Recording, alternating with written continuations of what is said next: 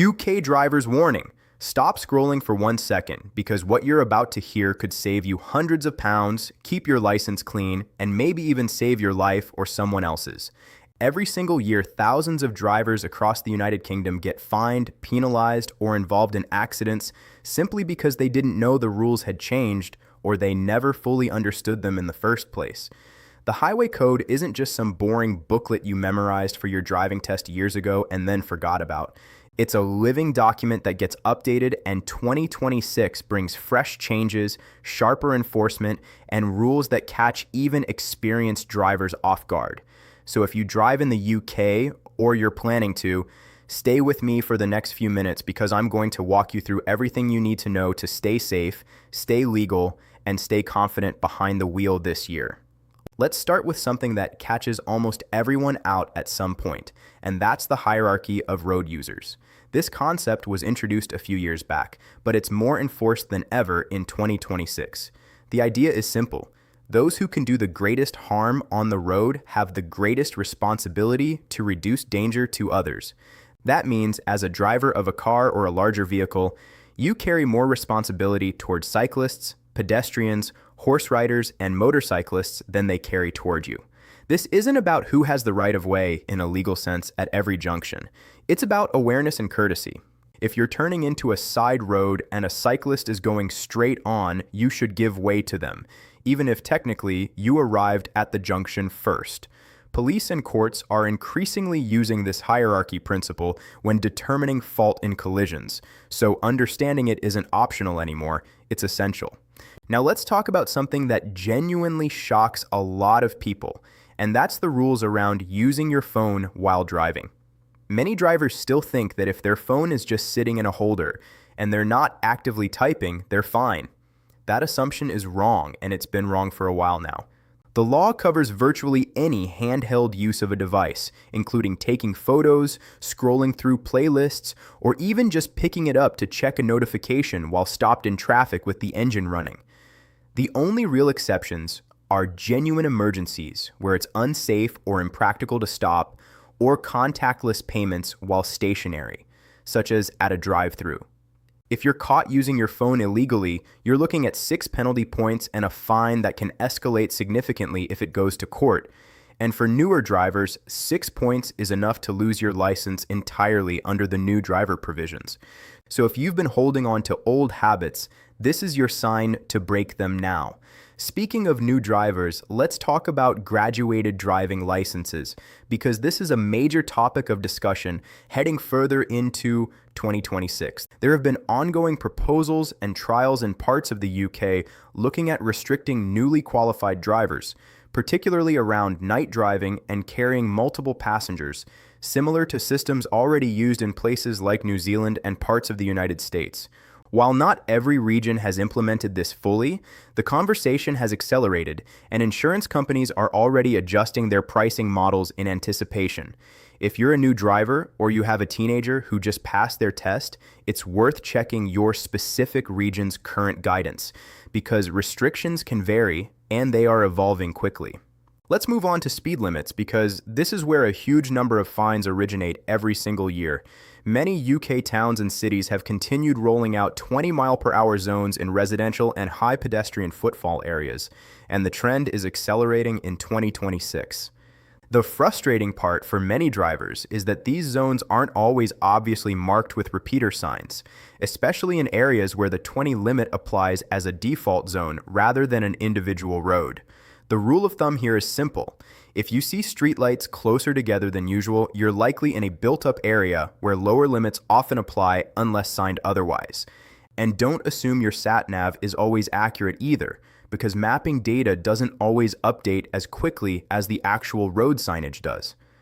Visual confirmation from signs should always take priority over what your navigation app tells you. Now here's something that trips up even seasoned drivers, and that's smart motorways. The variable speed limits displayed on overhead gantries are not just suggestions.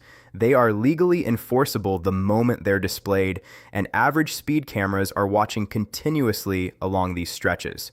A common mistake is seeing the limit change and assuming there's some grace period before it becomes enforceable. There isn't. The moment that number lights up, you need to be adjusting your speed immediately. Also worth remembering, on sections without a hard shoulder, if you break down, you need to get to an emergency refuge area, if at all possible, and put your hazard lights on immediately. If you genuinely cannot reach a refuge area, stay in your vehicle with your seatbelt on unless you believe staying inside is more dangerous than exiting, and call for help using the roadside emergency phones or your mobile if you have signal. Let's talk about something that's becoming increasingly relevant given how many electric vehicles are now on UK roads, and that's charging etiquette and rules around public charging points.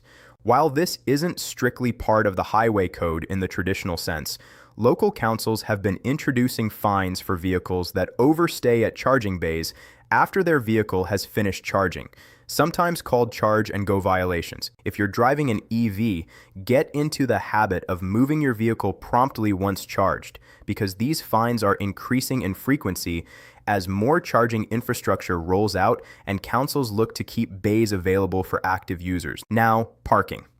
Let's be honest, parking rules confuse practically everyone at some point, and 2026 has seen some notable shifts here too. Pavement parking remains a hot topic, with several cities now actively enforcing bans on parking on pavements unless explicitly signed as permitted. This rule exists primarily to protect pedestrians, particularly those who are visually impaired, parents with prams, and wheelchair users, who can be forced into the road if a pavement is blocked.